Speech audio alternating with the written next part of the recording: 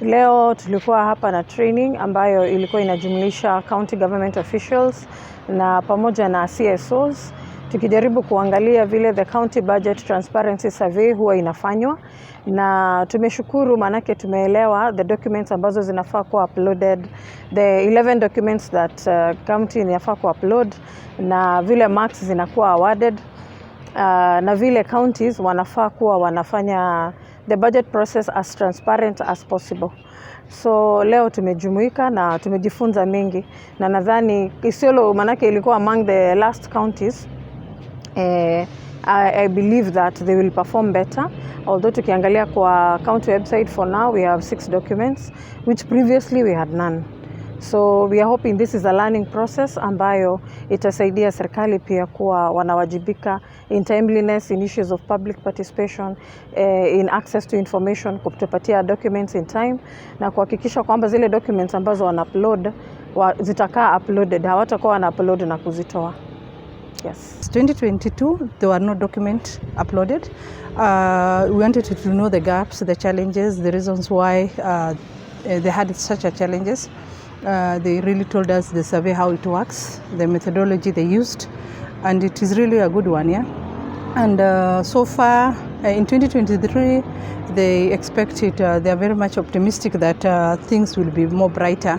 So far there's 6 documents and there are always 10 documents. I think future wise it is so bright. The civil society are not taking the space that they are supposed to take. They are missing in action, and it's a check and balance situation whereby the citizen need to engage the duty bearers, na ndio mambo iweze kuenda vile inatakikana. Unapata ya kwamba wananchi hawajachukua ile fursa, and when you check issue of civil engagement in the year 2002 and now is so different. Long time ago is that when a project is being done in an area, kulikuwa na signboard that this is the amount that is going to be used in this area, this is the pocket the money is coming from, so people knew that this project is theirs. But currently none is doing that.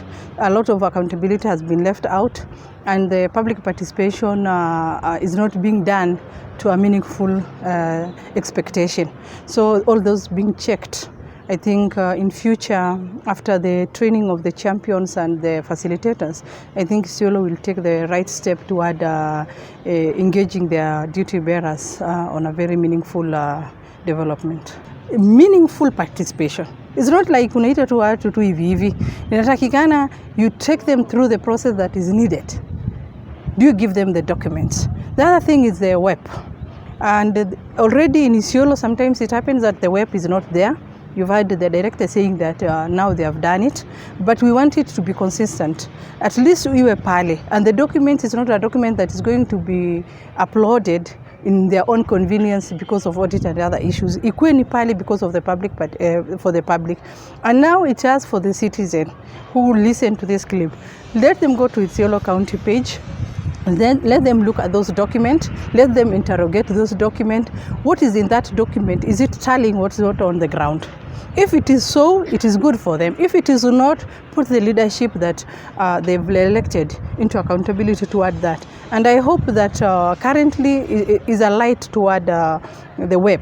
I hope they keep that momentum. We're here in Isiolo, disseminating the County Budget Transparency Survey 2022 results. The purpose for the visit was to engage the county government of Isiolo, both the assembly and executive sides, on matters to do with public participation and access to information, to advance transparency and accountability in Isiolo County. Isiolo County has been one of the least transparent counties as per CBTS 2021 and 2022. So the whole idea was to come and sort of have a fact-finding mission to find out what the issues are in terms of providing these essential budget documents that is on their public platforms, that is their website, both executive and assembly, and to find out how CSOs, that civil society organizations, are keeping their government abreast when it comes to budget issues in the budget and planning issues in the county.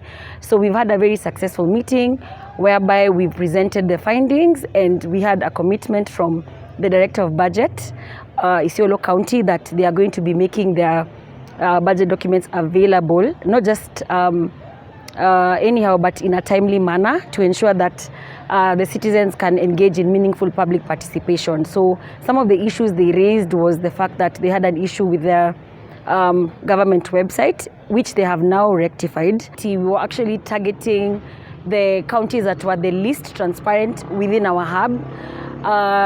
In the last survey, CBTS 2022, there were four of them, that is Migori, Kajiado, Isiolo, and Wajir. But within the Nairobi Eastern and Central Regional Budget Hub, Isiolo and Kajiado fall there. Migori and Wajir are from other regional hubs.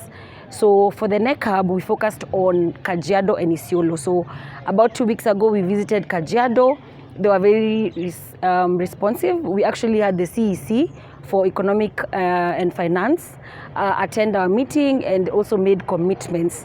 For Isiolo County, we had the Director of Budget and also the Director of Public Participation, amongst other government officials.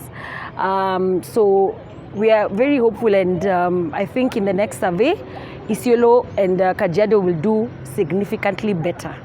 As a regional hub, the people who are in charge of coordinating the hub are not essentially from Isiolo. So we've seen that it's very vital to have budget champions within our counties, because they're the ones who live here, they're the ones who access these services, they're the ones who can collaborate with their local government. So it's very important for us to establish budget champions in these areas so that they can be able to consistently track and monitor budget process from the first stage to the last stage.